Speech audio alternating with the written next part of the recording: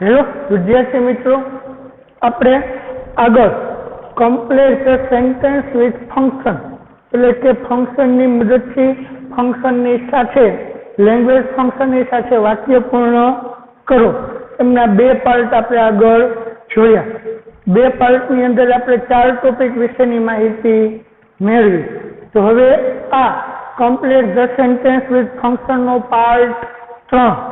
હવે પાર્ટ 3 ની અંદર આપણે જોશું કે talking about people, place, thing in relation two something. એટલે કે ટોકિંગ અબાઉટ એટલે ના સાથેની, ના વિશેની વાતચીત કરવી. તેના વિશેની તો કે પીપલ એટલે કોઈ લોકો, પ્લેસ એટલે સ્થળ, થિંગ એટલે કે કોઈ વસ્તુની, ઇન રિલેશન એટલે ની સાથે સંબંધ, ટુ સમથિંગ એટલે કંઈક વસ્તુ સાથે. તો ટૂંકમાં આપણને ટોપિકના નામ ઉપરથી ખ્યાલ આવે કે આ ટોપિક શું કહેવા માંગે છે, કે જે આ લેંગ્વેજ ફંક્શન એ ક્યારે વપરાય છે. તો કે જ્યારે કોઈ વ્યક્તિ, કોઈ સ્થળ કે કોઈ વસ્તુની બીજી કોઈ ચોક્કસ વ્યક્તિ, વસ્તુ કે સ્થળ સાથેનો સંબંધ રજૂ કરવામાં આવે. એટલે કોઈ વ્યક્તિને બીજી કોઈ વ્યક્તિ સાથે સંબંધ રજૂ કરવામાં આવે, કોઈ સ્થળનો બીજા કોઈ સ્થળ સાથે, વસ્તુનો બીજા કોઈ વસ્તુ સાથે સંબંધ રજૂ કરવાનો હોય ત્યારે આ લેંગ્વેજ ફંક્શન એટલે કે talking about people, place, things in relation two something વપરાય છે, તેમનો ઉપયોગ થાય છે. રેડી? તો એમનો ઉપયોગ કરવા માટે આપણે કયા ગ્રામરના ટોપિકનો ઉપયોગ કરી શકીએ? તો કે જે છે કે એક તો સચેતથી આપણે બનાવી શકીએ છીએ. કોઈ વસ્તુ કે વ્યક્તિની બીજી કોઈ વસ્તુ અથવા તો વ્યક્તિ સાથે આપણે કોઈ સંબંધ રજૂ કરવાનો હોય ત્યારે આ લેંગ્વેજ ફંક્શન વપરાય.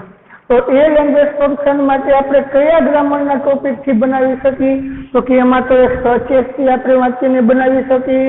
બીજું તો સેમ એઝથી આપણે બનાવી શકીએ. એનાથી બનાવી શકીએ તો સેમ એઝ. પછી તો આપણે એમને વાપરતા જોઈએ કે લાઈક, એ લાઈક, અનલાઈક, કે આવા શબ્દો આપણે વાક્યની અંદર મૂકી અને બનાવી શકીએ. લાઈક બરાબર અલાઈક, અનલાઈક, પછી સિમિલર ટુ, સિમિલર ટુ અથવા સિમિલર, કે પછી ડિફરન્સ. આટલા શબ્દથી આપણે આ ફંક્શન બનાવી શકીએ છીએ. કેટલા શબ્દોથી, કેટલા વાક્યના પ્રકારથી? તો કે સચેત, the same as, like, a like, unlike, similar to કે ડિફરન્સથી આપણે એને બનાવી શકીએ છીએ. તો એમાં ખાસ આ બંને લાઈક, એ લાઈક તો આપણે વાક્યની અંદર છોડી શકીએ. લાઈક સચિન, લાઈક ટેબલ બરાબર અલાઈક મનોજ, તેવી રીતે આપણે ડાયરેક્ટ જ વાક્ય બનાવી શકીએ છીએ. એમાં તો વાક્ય રચનાની બહુ આપણે જરૂરિયાત ઊભી થતી નથી. પણ જ્યારે સેમ એઝ અથવા સચેતથી આપણે વાક્ય બનાવશું તો ત્યારે સેમ એઝ અથવા સચેતથી વાક્ય બનાવવા માટે આપણે ખાસ વાક્ય રચનાની જરૂર હોય છે. તો એ વાક્ય રચના શું છે? તો કે જેની અંદર આપણે પહેલા શું આવે? કર્તા. શું આવે? કર્તા, પછી ક્રિયાપદ. કોઈ પણ વાક્યની જેમ પહેલા કર્તા, પછી ક્રિયાપદ, પછી સચ, પછી એ અથવા એન, પછી નાઉન એટલે કોઈ પણ નામ જેમની સાથે આપણે સંબંધ દર્શાવવાનો છે તે, પછી એસ, પછી બીજો કર્તા અને બીજું ક્રિયાપદ. વિદ્યાર્થી મિત્રો, આ શું છે? સચ એઝની વાક્ય રચના. કેની છે? સચ એઝની. સચ એઝ એટલે કે ના છે. તો પેલા શું આવશે? કર્તા, ક્રિયાપદ, સચ, એ અથવા એન, પછી નાઉન, પછી એસ, પછી કર્તા પછી ક્રિયાપદ। દાખલા તરીકે આપણે એક ઉદાહરણ જોઈએ કે મનોજ બરાબર બોટ, BOUGHT। હવે આવું એક ઉદાહરણ આપણને આપેલું છે, મનોજ બોટ। તો પેલા અડધું વાક્ય છે એને આપણે સમજી લો। મનોજ બોટ, બોટ એટલે ખરીદવું, એટલે કે મનોજે ખરીદ્યું હતું, બરાબર। તો હવે આપણે શું કરવાનું છે, પેલા તો એક નાઉન મૂકવાનું છે, બરાબર। એટલે શું ખરીદ્યું એ નાઉન આપણે મૂકશું, નામ કોઈ પણ વસ્તુનું શું કરશું, નાઉન જોશે વાક્ય રચના પ્રમાણે સંપૂર્ણ કરવા માટે। એટલે નાઉન લઈ લ્યો, મનોજે ખરીદ્યું, કોઈ વસ્તુ ઉપાડી લ્યો, મનોજે પેન ખરીદ્યું, શું ખરીદ્યું, પેન, એટલે આપણે નાઉન મળી ગયું। પછી હવે ક્રિયાપદ વાળું વાક્ય, તો એમાં બીજા સાથે સંબંધ દર્શાવતું હોય એવું વાક્ય ગુજરાતીમાં બનાવી લ્યો। તો આપણે એવું કહી શકીએ કે તારી પાસે છે તેવી એક મનોજે પેન ખરીદી। સમજાઈ ગયું વિદ્યાર્થી મિત્રો કે તારી પાસે છે તેવી મનોજે એક પેન ખરીદી। તો આખું વાક્ય બની ગયું। હવે એને અંગ્રેજીની અંદર કન્વર્ટ કરો, પેલા કરતા મનોજ, હવે ક્રિયાપદ એટલે બોટ, હવે સચ, બરાબર। હવે મનોજે પેન ખરીદી, એ અથવા એન, નાઉન આપણે પેન લેશું એટલે અહીંયા શું આવશે, એ, નાઉન આપણે પેન લેશું એટલે એ, બરાબર। અ પેન, પછી એ, તારી પાસે છે એટલે યુ હેવ, થઈ ગયો સંબંધ। તારી પાસે છે તેવી એક પેન મનોજે ખરીદી હતી। સમજાઈ ગઈ આ ટૂંકમાં સચ એઝની વાક્ય રચના। હવે આપણે જોઈએ સેમ એઝની વાક્ય રચના। તેની જોશું સેમ એઝની। તો એમાં પણ પેલા શું કરશે, કરતા શું આવશે, એમાં પણ પેલા કરતા, પછી ક્રિયાપદ, પછી ક્રિયાપદ, પછી ધ, સેમ, કરતા, ક્રિયાપદ, પછી ધ સેમ, પછી નાઉન કોના જેવો જ, પેલા કરતા, પછી ક્રિયાપદ। હવે સચ હોય એટલે એની હાલે આર્ટિકલ એ અથવા એન આવે, જ્યારે ધ સેમ હોય તો એની સાથે આર્ટિકલ ધ વપરાય, બરાબર। પછી ઓમાં નાઉન, તો આમાં પણ નાઉન, પછી કરતા, પછી ક્રિયાપદ અથવા તો બાકીનું વાક્ય। તો હવે આ જ વસ્તુને આપણે બનાવીએ, બરાબર। તો શું થશે, આપણને આપેલું હોય મનોજ હેસ, આવું આપણને ક્રિયાપદ આપેલું છે, શું, મનોજ હેસ, એટલે મનોજ પાસે છે। હવે તો એ મનોજ પાસે છે એટલે આપણે અહીંયા કોઈ વસ્તુ મૂકવાની, મનોજ પાસે શું છે, એવી કોઈ વસ્તુ છે, તો એક નાઉન આપણે મૂકવું છે, સેમ એટલે તેવી જ વસ્તુ, તો એક નાઉન મૂકી દો। તો એમાં પણ આપણે પેન લઈ લઈએ, મનોજ પાસે કેવી જ પેન છે, કેવી, બીજી કોઈ સાથે સંબંધ દર્શાવી દીધો પેનનો, તારી પાસે છે તેવી, એટલે કે તારા જેવી જ મનોજ પાસે એક પેન છે। તો મનોજ હેસ ધ સેમ પેન, કેવી, હવે કરતા તો કોણ, યુ, ક્રિયાપદ, તારી પાસે છે, મનોજ બરાબર મનોજ હેસ ધ સેમ પેન, કેવી આપણે એસ મૂકી ગયા, ભૂલી ગયા, સેમ એસ યુ હેવ, આમાં વાક્ય રચનામાં એસ મૂકી દો, તારી પાસે છે તેવી જ પેન મનોજ પાસે છે। સમજાઈ ગઈ ટૂંકમાં સેમ એસ અને સચ એસમાં ફેર શું, બેનો અર્થ સરખો, બેની વાક્ય રચના જુદી। સચ એસની અંદર શું આવશે, આર્ટિકલ એ અથવા એન, અને સેમ ની અંદર હંમેશા સેમ સાથે શું આવશે? Article the. હવે સચ એઝ નું ફરી પાછું જોઈએ. પેલા કર્તા, પછી ક્રિયાપદ, પછી સચ, પછી એસવાયએન, પછી નાઉન, પછી એસ, કર્તા અને ક્રિયાપદ. હવે બીજું ધસેમમાં શું આવે? કર્તા, ક્રિયાપદ, ઓમાં સચ આવતું, આમાં શું આવશે? ધસેમ. આર્ટિકલોમાં એસવાયએન આવતો, જ્યારે ધસેમમાં ધ આવી ગયો એટલે એસવાયએન આવશે નહીં.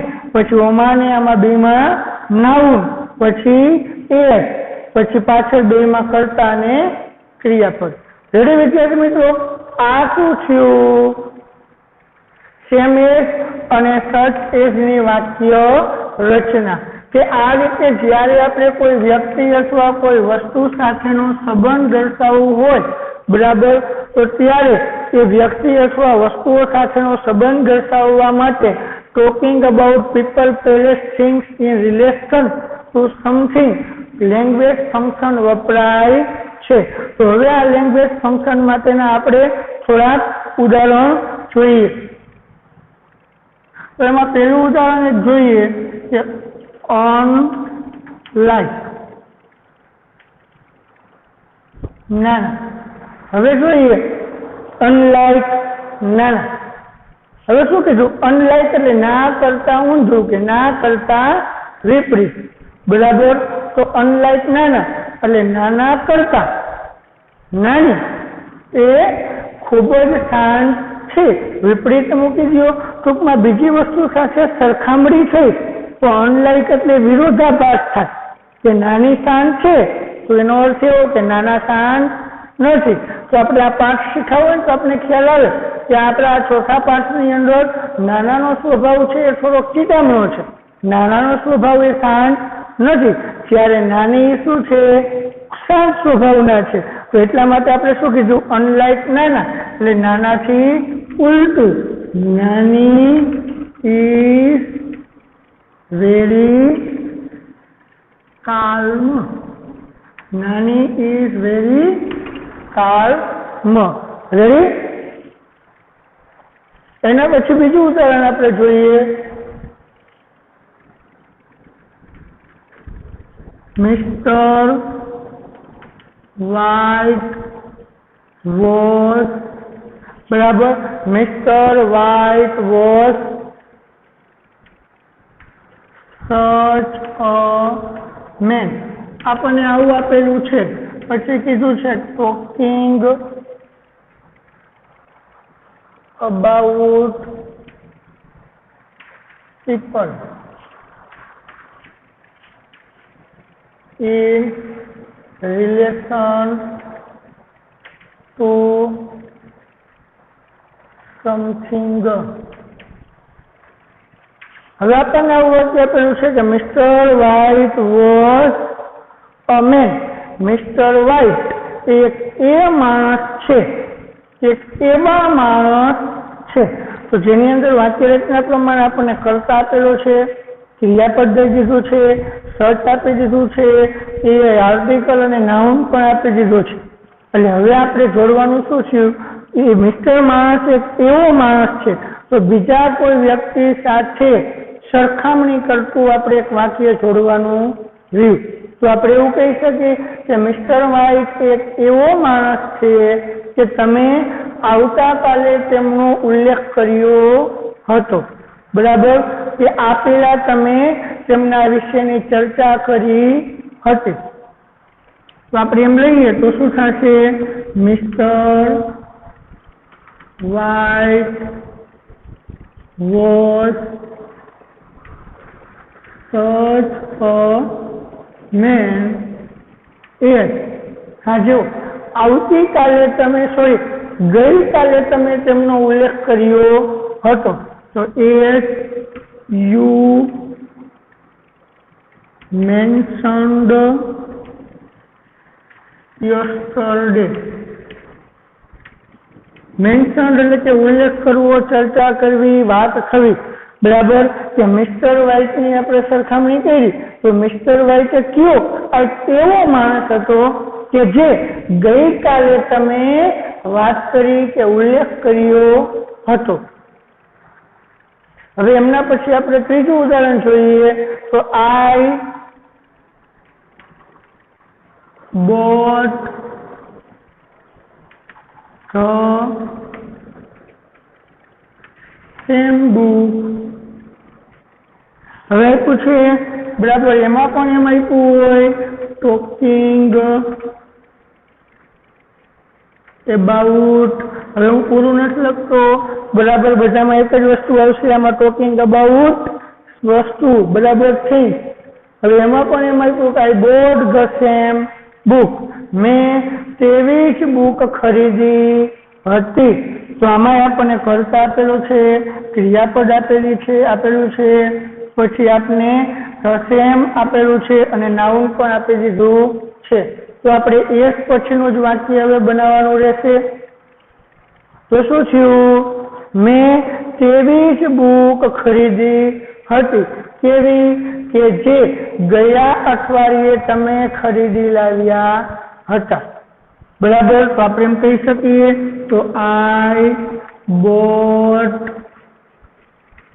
ધ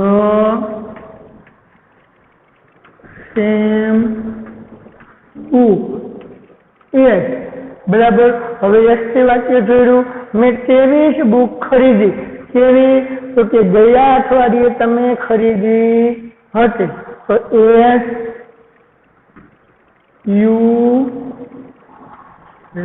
you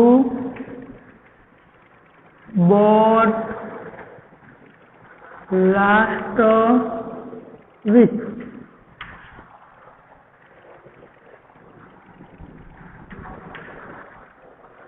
પછી નંબર 4 બરાબર, the food of his hotel. હવે number 4 the food of this hotel. બરાબર, તો શું આવ્યું કે આ હોટલનું ખાણ બરાબર એ છે તેના જેવું. તો કે આપણે બીજી વસ્તુ કે બીજી હોટલ સાથે સરખાવવાનું થશે. શું કરવાનું? બીજી વસ્તુ અથવા તો બીજી હોટલ સાથે સરખાવવાનું થશે. તો આપણે લાઇકથી સરખાવી શકીએ, ડિફર ફ્રોમથી સરખાવી શકીએ, સિમિલર ટુથી સરખાવી શકીએ. તો આપણે એમ કહી શકીએ કે આ હોટલનું ખાણું એ ઠાકર હોટલ જેવું જ છે. તો આપણે આ હોટલનું નામ મૂકી શકીએ બરાબર, કે એના કરતા અલગ છે. ધ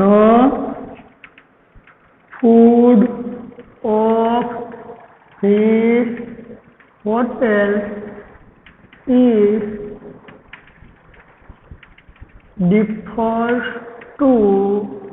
બરાબર, હવે આપણે શેનાથી બનાવ્યું? The food of this hotel, આ હોટલનું ખાણું એ જુદું છે. શેનાથી? ડિફર્સ ટુ નહીં, ફ્રોમ, નાથી જુદું. From the hotel of Gurukripa. Gurukripa hotel કરતા આ હોટલનું ખાણું એ કેવું છે? અલગ અથવા તો જુદું છે.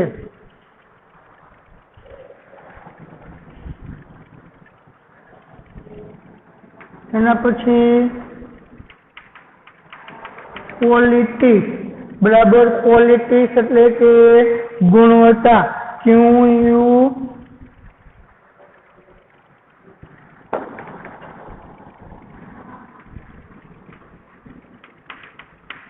qualities of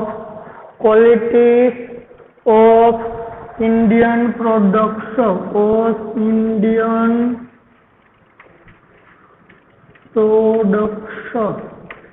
Qualities of Indian products different from the differs from. હવે શું આવ્યું? The quality of Indian products differs સુધી આપણે આપી દીધું છે, એટલે કે ભારતીય પ્રોડક્ટ્સની ગુણવત્તા એ અલગ છે તેના કરતા